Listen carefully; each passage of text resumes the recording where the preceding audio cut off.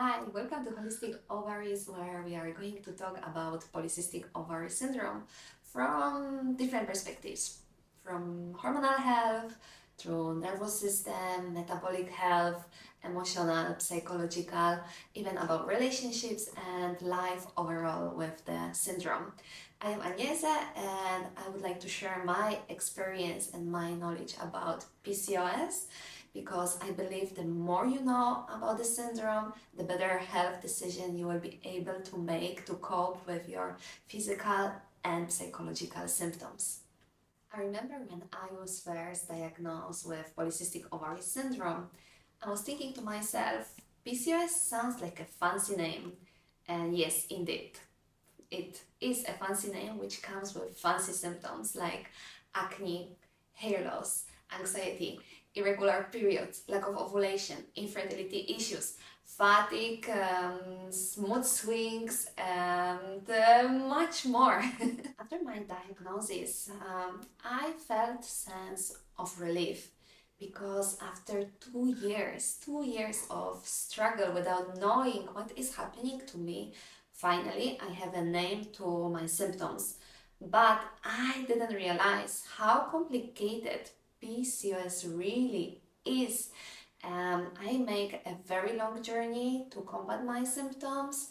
I make so many mistakes, and finally I found my balance. And I want to share all of this with you so you can connect and maybe you can try some of the things I done and that you can avoid the mistakes I have made. Today we will uncover what is hidden behind the name Polycystic Ovary Syndrome. Running together, and I am not talking about going for a joke, I'm talking about syndrome. Syndrome literally means running together. Syndrome means that collection of symptoms or signs are indicative of some condition or disorder, like PCOS. There are three factors that define syndrome. Collection of symptoms. Symptoms don't have to be all related, and not all symptoms have to be present. Okay, number one, collection of symptoms. PCOS affects different hormones and it comes with collection of many different symptoms, starting from acne, going through irregular periods and mood swings. The symptoms may vary from woman to woman.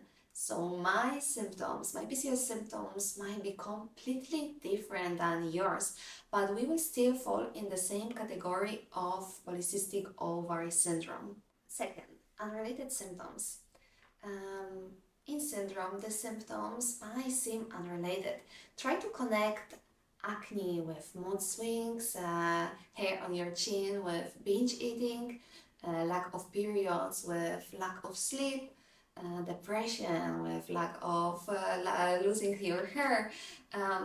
We women with PCOS kind of can connect the dots, but many doctors will try to treat the symptoms separately without realizing that they all come into one group of symptoms, into the syndrome of PCOS. Number three, not all symptoms have to be present. To be diagnosed with the syndrome, not all symptoms have to be present. It's the same with PCOS. Only 3 of 2 Rotterdam criteria have to be present to be diagnosed with PCOS. It is irregular or lack of ovulation, hypoandrogenism, and polycystic ovaries found in ultrasound. As you may already know, diagnosis of PCOS is quite controversial topic, like everything about PCOS, because to be diagnosed with PCOS, also other factors have to be taken into consideration, and we will talk about this in the future videos. Now that we discover what syndrome means, let's move to the next part, polycystic ovary. Women with PCOS have small cysts on their ovaries. Poly means many, polycystic, many cysts. But that part of the name is misleading because of two important factors. First, Women with PCOS, around 20%, will not have any cysts on their ovaries. And women who don't suffer with PCOS, around 30% of them will have some cysts on their ovaries. Strange? Not really, because there are so many different types of cysts. Corpoluteum, paraovarian, endometrioid cysts. I feel like Harry Potter. um, in a woman with PCOS, we talk about follicular cysts. Follicular cysts are actually immature eggs in your ovaries that didn't come out, and they stuck there because of the high levels of androgens. So when we talk about polycystic ovary, we talk about follicular cysts. So when you are with your doctors, ask what kind of cysts they see on their ultrasounds. This is very important. The term polycystic ovary syndrome was formulated 80 years ago, but the term not really give the complexity of the disorder. Many debates and scientists propose to actually rename polycystic ovary syndrome into metabolic and reproductive system syndrome. But we need to remember that polycystic ovary syndrome is not only about your reproductive or metabolic system.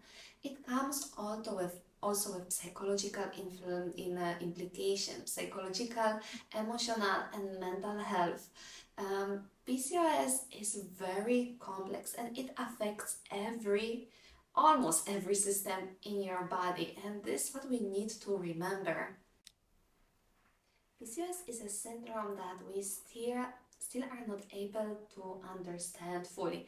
Doctors and researchers, they still not say anything about underlying reasons and treatments about PCOS. I don't think that simply changing the name will change how the PCOS is treated right now. What needs to change is the attitude towards us women with PCOS. What needs to change is the level of information about treatments, their effectiveness and side effect. And what needs to change is the level of awareness in general public about women's health, and that's a very long way to go. Fortunately, this movement already have started, and if you are here, it means that you are taking part in it, and you should be proud of you. I hope that this video was helpful for you.